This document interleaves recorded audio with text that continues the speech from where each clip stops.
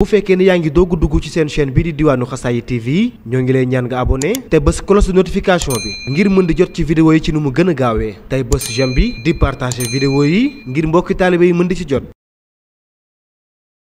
nan la ñuy dépensé ci suratul Ixlaas ma ne juróomi tur yàlla yi ci ñëw gannaaw xul gi allahu moo fa répété 2 fois ahadu ñëw fa benn yoon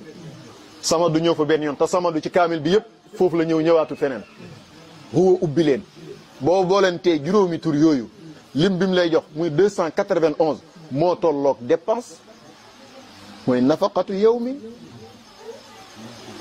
léegi nag nga dóor ñetti lixlaas mu tolloog ñetti kaamil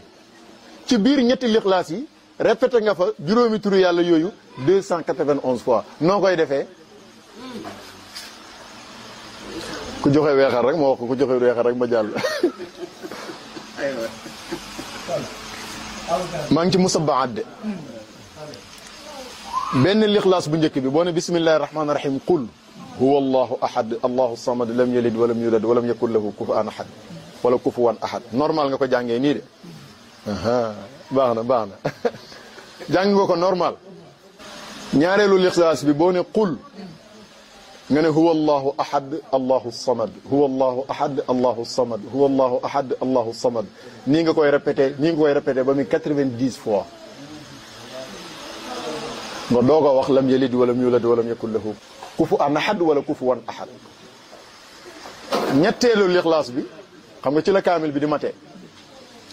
boo ne bismillahi rahmaani rahim qul huwa allahu ahad allahu samad huwa allahu ahad allahu samad huwa allahu ahad allahu samad ba muy 200 fois nga doog a wax lam yalid walam yulad walam yakun lahu kufuwan ahad wala kufuwan ahad. ci li nga jàng ni ñaata lixlaas ñett yoolu kaamil ñëw huwa allahu ahad allahu samad gi ci biir répété nga ko limam muy 291 fois benn ba nga amoon ci bu njëkk ba 90 bi nga am ci bu ci digg bi 200 yi nga am ci bu mujj bi lii mooy secret dépassé ngoogu ku ko saxal ci bis yoral sa kër junnee njaboot doo ñàkk dépasse loo leen dundalee doo ko ñàkk mukk